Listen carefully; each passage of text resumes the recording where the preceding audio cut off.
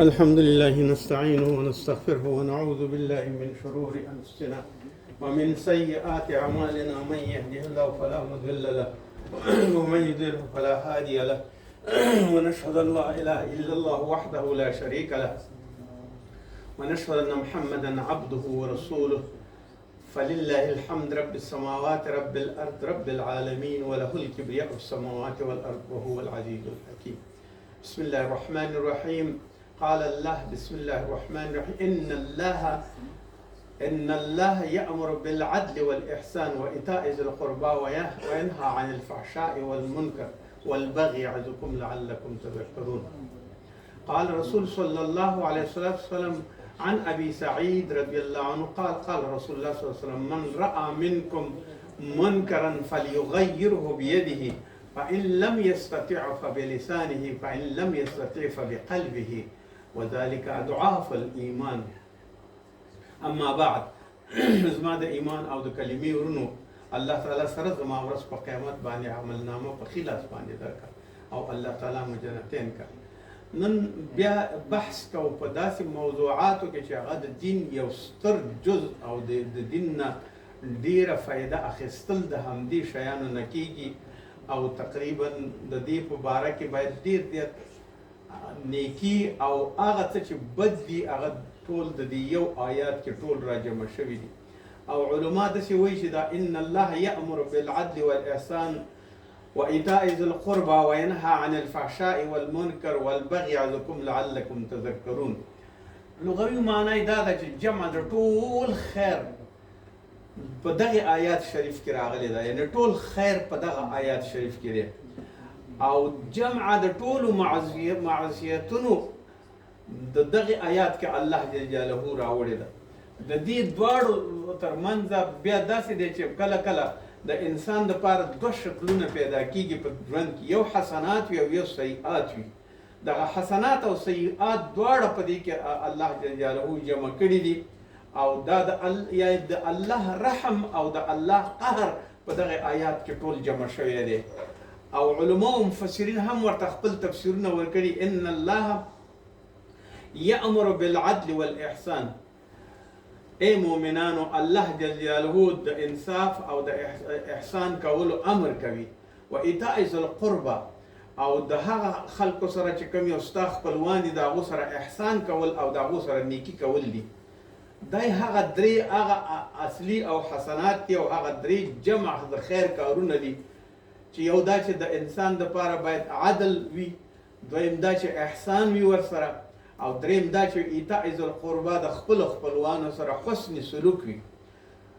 او بل د آیات جز دار وینهى عن الفحشاء والمنکر، او منع کیدل دي عن الفحشاء د فحشا څخه، والمنکر او د هغه کارونو څخه چې هغه منکر دي او یا درست نه دي، یعنی فحشا ده او هغه کارونه چې منکر دي یعنی بد کارونه دي، او منع کول دي د دینه، یعنی فحشا او منکر باید بنی شي. او بغا او بغي، هغه بغا هغه چې ته ویل کېږي چې د حد نه تجاوز کوي، او نصیحت باید د منع کول دي د بدو کارونو نه، بغا دې ته ویل کېږي. منکر هغه ټول کارونه چې خلاف د شریعت وي، والبغي هغه کارونه چې کوم یو ډیر فحشا او بد کارونه دي. و الفحشا فاحشه، فحشا هم فحشا ده او بدکاری ده. په دې کې ټول هغه صغایر او کبایر د فحشا موجود دي، کوم یو چې حدود څخه وتل دي، لکه مثلا زنا کول دي، لکه مثلا قتل کول دي، لکه مثلا د انسان سره بدی کول دي، او یا د هغې سره خصم او دشمنی کول دي. او منکر هغه کارونه دي کوم یو چې درنه الله منع کړي دي، خو ته بیا هم کې مثلا د حقوق د والدینو نه مني، مثلا نور کارونه نشي کولی. او بغا هغه دی چې د حد نه تیریږي، کله کله په هیڅ جرم باندې ته خپه نه نیسي او هر جرم درنه کېږي. لهذا دغه شیان دا شپږ شیان چې الله بیان کړي دي د ټول قرآن کریم لب لباب هم دغه شی دی، او د دې نه اوچت نور اوچت علم بل نشته دی چې کوم یو الله جل جلاله په دې آیات کې کړی دی او د دې نه کړي دي. او په آخر کې بیا داسې وایي چې یعظکم لعلکم تذکرون، او تاسو ته نصیحت کوي الله تعالی چې د خپل پاکۍ دپاره خیال خپل وساتئ، خپل طهارت وساتئ او د دغه بدو کارونو نه پاک ځان وساتئ. د دې آیات په برخه کې مفسرین داسې لیکي چې دا پورتنی آیات چې دی د دې آیات په باره کې قرآن په ټولو آیاتونو کې دا یو زیات جامع آیات دی. مفسرین وایي دا جامع آیات دی ځکه چې په دې آیات کې پورا اسلامی تعلیمات او علوم په څو الفاظو کې ځای شوي دي. دغه ټول تعلیمات د اسلام او علوم د اسلام په دغه څو الفاظو کې چې وویل شو چې عدل دی، احسان دی او ایتاء ذی القربا ده، دا ټول جامع د دې ټول په دې کې ځای شوي تعلیمات او په څو الفاظو ځای کې لکه فرضاً چې بل مو ویلې چې فحشا ده او منکر ده او بغا ده، نو هغوی وایي چې دغه څو الفاظو کې دا ټول قرآن ښه او بد ټول همدا ځای شوي دي. همدا سبب دی چې د سلف صالحینو څخه تر ننه پورې د دوی کار دا دی چې د جمعو او اخترونو په خطبو کې د دې آیات لوستل دي. ابن کثیر روایت کوي چې د دې آیات لوستل دي د اخترونو او د جمعو په خطبو کې. او بل دا دی چې عمر بن عبدالعزیز رحمه الله هغه خلیفه و سنه 99 کې د هجري کې د هغه خلیفه د مسلمینو او هغې امر وکړ په تلاوت د دې آیات باندې چې تاسو به په خطبو کې به دا لولئ ان الله یأمر بالعدل والاحسان. په خطبو کې به دا لولئ یوم الجمعه په جمعې کې به هیڅ جمعه به نه وي او تر هماغې وخت نه تر اوسه پورې د سلف صالحین نه تر اوسه پورې دا آیات همدغسې په خطبه کې موجود دي. د اخترونو کې په ټولو کې هغوی داسې امر کړی دی. ټول مفسرین په دې باندې قانع دي. او اوس راځو دې ته چې حسنات او سیئات په دې آیات کې په څومره لوی قدرت سره جمع شوي دي او ځای شوي دي. خو رسول صلی الله علیه وسلم دا فرمایي، سعید رضی الله عنه روایت کې من رأى منکم منکرا، هغه څوک چې یو منکر کار ګوري او غلط کار ګوري وړوکی وي که غټ وي، فلیغیره هغې به هغه لرې کړه بیده. که ته چېرته پادشاه او زورور وي او وسه دې رسیږي او یو معلم نو باید ته دا په لاس باندې منع کړي. فإن لم یستطع که چېرته په دې باندې نشي کولی چې پادشاه نه او کوم امیر نه او نشي کولی چې بیا په زوره باندې منع کړي، نو هغه بیا په من لم یستطع بیا کله چې په دې باندې ونه کړه چې فبلسانه په ژبه باندې وکړي. پادشاهان حاکمان اولین موقف کې دي چې هغوی تغییر کړي، او علما استادان معلمان او ناصحان او نیک خلق په دې موقف کې دي چې هغه دې منع کړي بلسانه، په خپل ژبه باندې دي د خیر کارونه خلکو ته وښیي او خلک دې منع کړي. فإن لم یستطع که په ژبه یې نشو کولی او په لاس یې نشو کولی، نه پادشاه د قدرت والا او حاکمو نه حاکمو او نه عالمو او نه معلمو او نه بل شي او نه د شرایطو له نقطې نظر چاته څه ویلی شو او نه یې ورته معرفي کولی شو، فبقلبه، خو بیا به په زړه کې به ورسره ګناه ضد ساتي او په زړه کې به ورسره کره ساتي. او وذلک او دا چې دی دا د زړه کوم یو جهاد چې دی اضعاف الایمان، دا د ایمان ضعف دی. ښه قوي ایمان هغه دی چې په لاس باندې لرې کړي او منکرات نه خلاص کړي. دویم قوي ایمان هغه دی چې په ژبه باندې جوړ کړي او برابر کړي، او که دا نشي کولی نو دومره خو کولی چې په زړه کې ورسره بدي وساتي، نه دا چې په بدۍ کې ورسره شریک شي. او دا ضعیفه ایمان دی چې الله جل جلاله په دې باندې ښودلی دی او ویلي. په هر صورت باندې د دې آیات عمومیت دومره زیات دی چې مسلمانان پرې فخر کوي چې الله جل جلاله څنګه په یو آیات کې ټول هغه څه چې نیکي ده او ټول هغه څه چې حسنات دي دا ټول یې جمع کړي دي او ټولې خوبۍ او خیر جمع کړی دی. او په دې آیات کې هغه ټول شیان چې فحشا ده او که منکر دی او که بغا ده او بد کارونه دي او خراب کارونه دي، هغه ټول په دې آیات کې جمع کړي دي. د دې شپږو او بیا اخر کې درته نصیحت هم کوي چې تاسو نصیحت واخلئ. په هر صورت باندې ابن کثیر په خپل تفسیر کې داسې یو واقعه لیکي، هغه وایي چې د رسول صلی الله علیه وسلم په وخت کې چې کله دې د پیغمبرۍ دعوه وکړه چې زه انا رسول الله، چې زه د الله تعالی رسول یم او زه د الله تعالی پیغمبر یم، نبی الله یم، کله رسول الله صلی الله علیه وسلم. اقسم بن سیفی رضی الله عنه یو ډیر غټ زعیم او مشر د عربانو کې د ډېرې لوی قبیلې خاوند او ډېر د نفوس خاوند او اکثر بن سیفي نومیږي. دا کله چې د رسول الله صلی الله علیه وسلم نه دا واورېده چې یو سړي ځان پیغمبر معرفي کړی دی، نو په دې وخت کې د خپل قوم د خپل قوم داسې یو غټ سردار و چې څه به قوم ته ویل هماغسې به یې کول لکه یو پادشاه چې د یو چا وي. کله چې د محمد صلی الله علیه وسلم د بعثت نه خبر شو، نو رسول صلی الله علیه وسلم بعثت په خلکو کې خور شو او خلکو دا ویل چې رسول صلی الله علیه وسلم راغلی دی او هغه پیغمبر دی. نو دا چې خبر شو دی وغوښتل چې نبی صلی الله علیه وسلم ته راشي، مګر قوم ورته ویل چې ته یو غټ سړی او یو دروند سړی، ته اوسه پورې مه ځه رسول الله صلی الله علیه وسلم ته مه ځه، او ځکه مه ځه چې اوس نه معلومیږي چې څنګه کېږي او څنګه نه کېږي، خو ستا د تګ اوس فعلا دپاره لازم نه دی. نو دی ویل چې ښځه څه وکړمه؟ وویل یو هیئت ولېږه، یو 2 کسان ولېږه رسول الله صلی الله علیه وسلم ته چې هغه وګوري چې څه حال دی او څنګه نه دی. نو کله چې دی یو 2 قاصدان داسې عالمان پوه خلک د خپلې قبیلې مقرر کړل، نو نبي صلی الله علیه وسلم ته راغله، دوی راویلېږل او دوی ورته راغله. دا دواړه چې کله رسول صلی الله علیه وسلم ته راغله، نو رسول صلی الله علیه وسلم ته ویل چې مونږ اقسم بن سیفي رالیږلي یو او تا دپاره یې رالیږلي یو چې مونږ درته راشو، خو مونږ درنه یو 2 پوښتنې لرو او د هغې پوښتنو جواب مونږ ته وکړه. رسول الله صلی الله علیه وسلم ورته ویل وکړئ پوښتنې ولې نه کوئ؟ نو ده ورته وویل چې من انت، ته څوک یې؟ نو ده ورته ویل انا محمد بن عبدالله، زه محمد نومېږم او د پلار نوم مې عبدالله دی. وما انت، او بیا دویمه پوښتنه یې ورنه کړه چې وما انت، ته څوک یې؟ ته څوک یې؟ ځکه مونږ ته ځان معرفي کړه چې مونږ دې وپېژنو چې من انت. وی ویل چې محمد صلی الله علیه وسلم ورته ویل چې زه د عبدالله بن محمد، هغه اول سوال کې جواب وکړ، او بیا ورته ویل چې انا عبدالله ورسوله، زه د الله بنده یم او د هغې رسول یم. بیا ورته دا آیات تلاوت کو چې دا کوم یو ما ولوستو، ان الله یامر بالعدل والاحسان، دی ورته تلاوت که دی دومره خوښ شو، ورته ویل چې مونږ ته تکرار ووایه. هغه پورې رسول الله صلی الله علیه وسلم دومره رحم دلو، تر هغې پورې دا آیات تکرارو چې تر څو د دو په ذهنونو کې کېناسته او د دو حفظ که، او بیا نور کوم یو مکارم او نیک اخلاق چې د رسول الله صلی الله علیه وسلم دا یې ولیدل. بیا کله چې دوی دا خلک بیرته لاړو خپلې قبیلې ته، نو هغې ورته ویل چې دغسې یو آیات راغلی ان الله یامر بالعدل والاحسان، حسنات او سیئات ټول په دې یو آیات کې بیان شوي دي. نو هغې ورته وویل چې خپل قوم ته ویل چې محمد صلی الله علیه وسلم اخلاقي مکارم او د اخلاقو او د ښو کارونو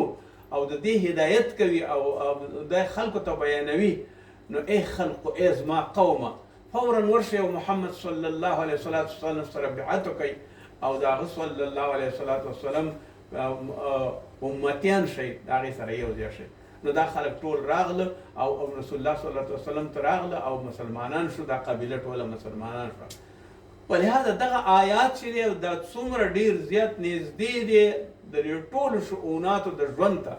دې کې ټول مفسرینو قسمه قسم تفسیري کړي او قسمه قسم معناګانې پرې اخیستي. او په هر صورت باندې الله جل جلاله په قرآن عظیم الشان کې فرمایي اعدلوا هو اقرب للتقوى، عدالت وکړئ. عدالت سمون ته ویلی کېږي. په خپل ځان باندې عدالت وکړه، د فحشا نه ځان بچ کړه او د افراط او تفریط نه ځان بچ کړه، او اعدلو په مابین کې یو خاصیت ځان ته غوره کړه. اعدلو، معتدل اوسېږه، قهر مه کوه، غصه مه کوه، په کور او کهول سره یو برابر اوسېږه، نورو خلکو سره برخورد ښه کوه. اعدلو هو اقرب للتقوا، دا به د تقوا وي. علما داسې وایي چې دغه تقوا چې دا په زړه کې ده، ځکه رسول الله صلی الله علیه وسلم التقوا ها هنا، دا تقوا دغه ټول زړه نیولی دی. کله چې دا زړه نیولی دی، نو دا چې کله اعدلو تاسو چې عدالت وکئ، اقرب للتقوا، دا د تقوا سره نږدې دی. تقوا هغه څه دی چې ځان ساتنه د ټولو سیئاتو نه او کول د ټولو هغه حسناتو دي چې الله جل جلاله فرمایلی دي. للتقوا واتقوا الله، بیا ورته وایي چې وویرېږئ د الله نه. ان الله خبیر بما تعملون، الله چې هر څه تاسو کوئ هغه ستاسو سره، هغې باندې خبیر دی او پوه دی، او کرام الکاتبین در سره موجود دي. ستاسو بدیم لیکي، ستاسو حسنات هم لیکي او ستاسو سیئات هم لیکي. بیا الله تعالی فرمایي ټول امت ته فرمایي او ټول مسلمانانو ته فرمایي. قال الله ولتکن منکم امة يدعون الى الخير، ولتكن وی امر کوي الله تعالی تاسو ته ای امتو يدعون الى الخير د خیر د پاره کار کوي او خیر ته خلق راجمع کوي او رای وړي او د خیر کارونه وکړي ويأمرون بالمعروف او په نیکۍ باندې امر کوي څومره چې نیکۍ د ټولو باندې امر کوي کپلاری که استادی که عالمی که پادشاهی که حاکمی که حکمرانی که هر څوک که پیغمبري یأمرون بالمعروف د امر د معروف او د خو کارونه وکړي وینهون عن المنکر او هغه څه به خلک منې کې کوم یو چې الله جل جلاله ویلي دي چې منکرات دي منکر یو غلط کارونه دي یو بې ځایه کارونه دي د یو انسان شخصیت خرابول دي په منکراتو باندې د هر بلا په مقابل کې د هر شي په مقابل کې صبر وکړي تقوا وکړي نو بیا به الله تعالی بنده شي او بیا درته الله په خپله باندې واولئک هم المفلحون او دغه خلک دي چې دا رستګار شوي دي او خلاص دي د ګناهونو او تکلیف نه سوره آل عمران نو فلهذا الله جل جلاله چې دغه کم عدالتونه او کوم شیونه بیان کړي بیا په قرآن کې د دې د تطبیق دپاره او د دې د عدل دپاره او د انصاف دپاره او د خپلوانو سره وایي احسان سره کوم معنا وکړه ستا په کور کې لورګانې دي احسان دا وکړه چې لکه عربانو به چې کله لور بیا وشوه نو هغه بیا وژله هغه بیا تکلیفوله هغه بیا وژله ځکه پرېښوده بیا نه ژوندی ځکه چې دا د هغه دپاره یو سوال و واذا الموءودة سئلت الله د الله مړو جنکیو نه پوښتنه کوي پوښتنه ورنه کوي بأي ذنب قتلت تاسو څه ګناه کړي وه تاسو خو ماشومان وئ معصومان وئ هېڅ ګناه نه وه کړې ولې تاسو مړه کړئ صورت تکویر نو فلهذا الله جل جلاله کله چې درته د عدالت دعوت درکوي او درته نیغې خبرې کوي او درته وایي چې په دې باندې ایمان راوړه او د دې باندې ایماندار شه نو ته الله جل جلاله به د فلاحینو او د هغه خلکو نه حساب کوي چې الله تعالی هغې ته ډېره زیاته ډېر نظر او رحمت پرې کوي دویم قال الله تعالی الله په خپله باندې فرمایي کنتم خیر امة ای مسلمانانو تاسو د خیر امت یاستئ اخرجت للناس خلکو ته ووځئ لکه تبلیغ وکړئ د خلکو دپاره جهاد وي جهاد وکړئ اخرجت للناس د خلکو سره ووځئ تأمرون بالمعروف امر ورته وکړئ د معروف وتنهون عن المنکر او نهی وکړئ د منکراتو نه هغه څه چې منکرات دي او بدې خبرې دي او بد کارونه دي د هغې نه ځانونه وساتئ وتؤمنون بالله او ایمان راوړئ په الله باندې ځکه چې ایمان در سره نه وي نو که بیا ته نیک کارونه کوې که هندوی که یهودي او که نسوارای نو تا ته د نیکو کارونو کومه فایده نه رسېږي نو کله چې د ایمان راوړ نو بیا ته الله جل جلاله ته ورنږدې کېږي او بیا د هغې کېږي او بل دا دی چې تاسو ته کنتم خیر امت تاسو د خیر امت یاست د خیر امت دې ته ویلی کېږي چې د الله نظر ټول عمر په تاسو باندې دی ځکه د هغې په بندګۍ کې ټول خیر دی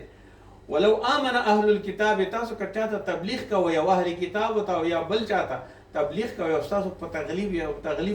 تبلیغ باندې هغو مسلمانان کېږي او هغو اسلام ته نږدې کړي لکان خیرا لهم دا ستاسو دپاره ډېر خیر دی او د اجر خبره ده منهم المؤمنون او اکثرهم الفاسقون اگر چې په ځینې خلک شته دی چې هغو بیخي مؤمنان دي او ځینې خلک چې دي هغو منافقان دي او فاسقان دي په خوله باندې یو څه وایي او په عمل کې یو بل کار کوي فلهذا د فحشا دپاره او د عدل دپاره د دې دواړو مقابله کې انسان باید څه وکړي مثلا د عدل په مباره کې اعتدال برابرتیا سموالی نه ډېر ښه او نه ډېر بد په دې منځ کې په اوسط صورت باندې وکړي او هغه امورات چې اعتقادي دي یعنی په اعتقاد او عقیده کې راځي او هغه دغه امورات چې د الله جل جلاله دې دپاره خلق کړي دي چې ته احسان وکړي او ستا ته نفع ورسېږي او هر عمل چې ته په اعتدال باندې کې هر عمل چې ته په احسان باندې کې تاسو ته نفع رسېږي او بیا په دې باندې پوه شئ چې دا درې ګناهونه چې دي فحشا ده دا ذنوب دي فحشا منکر دا ذنوب او ګناهونه دي او دا د حد څخه تېرېدل دي الله تلک حدود الله فلا تقربوها د الله تعالی حدود وپېژنئ هغه شیانو ته مه نږدې کېږئ کوم یو چې بغا ده کوم یو چې منکرات دي کوم یو چې نور شیان دي او یا نور بدي ده او هغه څه چې د الله جل جلاله ته نږدې دي هماغه خلکو ته بیان کوي او خپلې لورګانې مه وژنئ او د خپلو مور او پلار سره احسان کوئ ترحم کوئ، د خلکو سره ورورګلوي او برادري وکئ. ځکه المسلم اخو المسلم، مسلمان د مسلمان ورور دی. کله چې ورسره نږدې شي او ورسره نږدې شي بې له دې نه چې ورته یو څه بل څه ورسره حرکت ورسره وکړي، د عدل او د انصاف خبرې ورسره وکړه او د برابرۍ خبرې ورسره وکړه او هغه دې ته تشویق کړه چې هغه هم ان الله یأمر بالعدل والإحسان وإيتاء ذي القربى وينهى عن الفحشاء والمنکر والبغي يعظكم لعلكم تذكرون. د دې ټول شیانو الله جل جلاله د قرآن عظیم شان لب و لباب ټول په دغه آیات کې ځای کړی دی. خو کله انسانان پوه شي په دې باندې چې رښتیا هم دا زما په فایده باندې دي، نو هیڅ وخت به بیا ګناهګار نشي او هیڅ وخت به بیا بدي ونه ګوري. یو داسې یو نارمل انسان به ترې جوړ شي چې د هغې نه به برکتونه الله جل جلاله رحمتونه به ترې پیدا کړي. ابن مسعود رضی الله عنه قول دی، هغه وایي چې قرآن مجید کې چې د خیر او شر د ټولو نه دا جامع آیات همدغه دی چې دغه کم یو مونږ تاسو ولوستو. ابن خداته رضی الله عنه د دې په آیات په باره کې وایي چې د جاهلیت په زمانه کې چې کوم خو اخلاق او کوم خم عمل کېده او هغه خلکو خوښول په هغو کې څه وو، په ټولو خلکو کې داسې نشته دی چې د الله تعالی د آیات ونه مني او په دې آیات باندې څه ونه کړي او هغه نه دي او هغه الله جل جلاله په داسې ترتیب باندې برابر کړي دي چې تا په خپله باندې راکاږي او جوړی دي او برابرۍ دي. او د آیات د منهیاتو یا د منکراتو مثلا فحشا، منکر، بغا، د دې نه دغه لفظونو نه باید سړی ځان وساتي او ترې لرې پاتې شي. د لورګانو مړه کول یا د بل چا وهل یا ټکول دا یوه ذمهواري ده. مسلمان باندې به تعرض نه کوې، په مسلمان باندې به زیاتیا نه کوې، ځکه چې هغه تا سره یو ځای د الله تعالی بندګي ده او د الله په بندګانو کې هیڅ وخت زیات او کم نشته دی، ټول یو مساوي دي، یو ورونه دي، ورونه شئ او د هغې دپاره هغه کارونه وکئ کوم یو چې ستاسو سره مناسب وي. الله جل جلاله فرمایي والذین هم لفروجهم حافظون، هغه کسان چې د خپلو فرجونو دپاره د خپلو ګناهونو نه ځان ساتي او حافظون چې د دې ساتونکي دي. هو په حلاله نکاح باندې که کوم یو کار کوي ودې کوي، نور خپل فروج وساتئ د هر سیئات او د هر نه الا ازواجهم، مګر کله چې درته ازواج او نکاح روا شوې ده نو کله چې خپل فروج یا ضرورت شي درته د هغه انساني ضرورت دی، الله تاسو کې دا ضرورت ایښی دی، نو ازواجهم د خپل ازواجو سره باید یو ځای شي، نه دا چې د زنا په څیر باندې یا د بدو کتو په څیر باندې هغه د ګناه باعث وګرځي. او ما ملکت ایمانهم، هغه وخت زمان کې کنیزانې وي او هغه څه چې ستاسو کنیزانې دي او هغه ستاسو کوم یو ملکیت دی نو د هغې سره نږدې شئ، نه دا چې د پردو خلکو سره نږدې شئ. فانهم غیر ملومین، فلهذا دا کسان چې دي دا هیڅ وخت نه ملامتي نه مني او نه ملامتېږي. فمن ابتغى وراء ذلك، او که چا د دې نه ابتغا وکړه او بغې ته یې دا وکړه وراء ذلك فاولئک هم العادون، نو دغه خلک چې دي دا بیا مؤمنان نه دي، دا بیا هغه کسان دي چې دو فحشا ته تګ کړی دی او فحشا ته روان شوي دي، د خپل حد نه تیری کړی دی. هغو د حد نه چې تیری کړی دی نو الله جل جلاله هغه ته خپله جزا ورکوي او هغې ته به یې ویلي دي. او الله جل جلاله بیا فرمایي ولا تقربوا الزنا،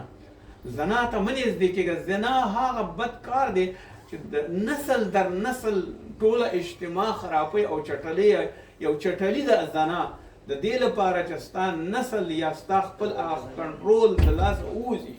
ستا زهد خراب شي، ستا اسلام خراب شي، ستا حسنات خراب شي. کان فاحشة، دا فحشا ده. فحشا هغه ټول غلط کارونه دي چې انسان نه کوي، وساء سبیله، او دا یوه بده لاره ده، په دغه لار باندې د هیڅ وخت لاړ نشي او نه ورشي ورباندې، ځکه چې د الله جل جلاله لار مستقیم لار. اهدنا الصراط المستقیم په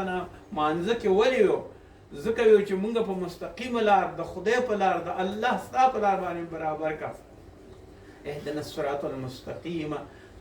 د دې دپاره د الله نه ایاک نعبد و ایاک نستعین، د الله نه استعانت وغواړه، د الله نه ښېګڼه وغواړه، د الله نه په دې لاره کې د هغې د جزا دپاره جزا نه ځان بچ کا. اهدنا الصراط المستقیم سره الله که چېرته په الحمدلله سړی ووایي نفس ډېر زیات پاکیږي او صفا کیږي، ځکه د الله تعالی ټول ذکرونه چې ته وي په شپه کې او که په ورځ کې وي، په هر وخت کې وي، په مانځه کې وي او په غیر مانځه کې وي، الله جل جلاله درته شفا هم درکوي شفا معنا دا ده چې یو خو د جرمونو نه شفا ده،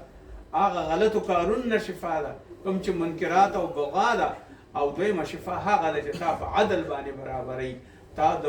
اقرباو سره نږدې کوي. اوس تا سره یو اقربا درته احتیاج دي، ستا ښځه ستا باندې نفقه فرض کړې ده، د هغه ماشومان چې تا سره دي د هغو نفقه در باندې ضرور ده چې هغو ته نفقه ورکړې، د هغوی تعلیم او تربیه در باندې ضرور ده چې باید هغو ته تعلیم او تربیه ورکړې. اولاد یو ښه وروزي، او که چېرته غټ شو ضرورت یې شو باید عالمان اوسېږي او پوه وي، او قرآن عظیم شان باید یاد وي، او د قرآن عظیم شان مطابق او خپل ژوند وکړي او خپل ژوند تېر کړي. او داسې نه چې کله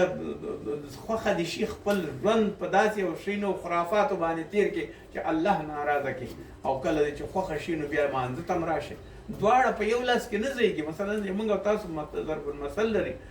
دوه هندواڼې کله موږ په یو لاس کې نشو ځای کولی. یو کار به کوو ځکه زړه یو دی، فکر یو دی، الله یو دی، رسول یو دی، او ټول هغه څه چې موږ ته احکام شوي دي د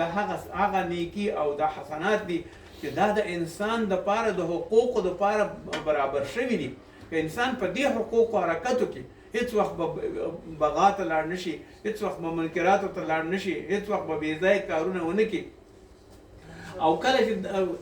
ځینې خلک داسې دي چې هغو باندې کله آیاتونه لوستل کېږي نو هغوی ته تښتي، دا منکرات دي. منکراتو لفظونه داسې منکر دي چې د الله د الفاظو نه تښتي. واذا تطلع عليهم آیاتنا، کله چې ورته آیاتونه ولوستل شي، وبینات او هغه بیانونه ورته وشي د الله، تعرف فی وجوههم الذین، او د هغو خلکو په دې فکرونو او په دې مخونو کې داسې یو څه راځي، وجوه الذین کفروا، هغه څه چې هغه کافران کوي یعنی بدې ګڼي کله چې نیک کارونه والمنکر او بدام منکرات کوي. یکادون یسطون بالذین یتلون علیهم آیاتنا، او هر کله چې هغوی داسې کارونه کوي چې هغه بد کارونه دي او بې ځایه کارونه دي نو د الله د آیاتونو کوم پروا نه کوي او منکرات کوي او بې ځایه کارونه کوي او نږدې کېږي هغه څه ته چې هغه یو بد کارونه دي د خلکو په مخ کې او د خلکو بېځایه دغه آیات باندې آیات نه کوي. ځکه دا کله چې آیاتونه ورته ولوستل شي دوی په ځای د دې چې د دې اطاعت وکړي هغې پورې نورې خبرې کوي، وایي دا کارونه د هغو نه ډېر لرې دي چې د الله قرآن ومني. دغه د قرآن محبت او د قرآن نصیحتونه د هر چا په زړه کې نه ځایږي. یو وړوکي آیات نه تاسو کله تنبیه واخلئ چې دا د چا دپاره راغلی، دا زموږ د تربیې دپاره راغلی، دا زموږ د تعلیم دپاره راغلی. او دا آیات چې د علماو د ابن کثیر دي ټولو ویلې چې دغه آیات چې ما ولوسته وایي د دې ټول هغه حسنات چې په ستا ژوند کې ګرځېږي دا ټول په دې آیات کې بیان شوي، او ټول هغه سیئات چې ته د ژوند باندې کوې هغه په دې آیات کې بیان شوي دي. فلهذا د الله کلام ډېر جامع کلام دی، فصیح کلام دی، او د الله جل جلاله نصیحتونه ټول د انسان د خیر دپاره دي نه د شر دپاره، او د دې لپاره چې ستا ژوند تکمیل شي. ځکه ته خو په هېڅ شي باندې هم نه پوهېدلې، نه په ښه پوهېدې نه په بد. ژوند تکمیل کا، په قرآن عمل وکړه، جوړ شه، برابر شه، الله درته په خپله باندې هر څه واسع کوي او درته کوي. ربنا اتم لنا نورنا واغفر لنا انك على كل شيء قدير وصلى الله تعالى خير.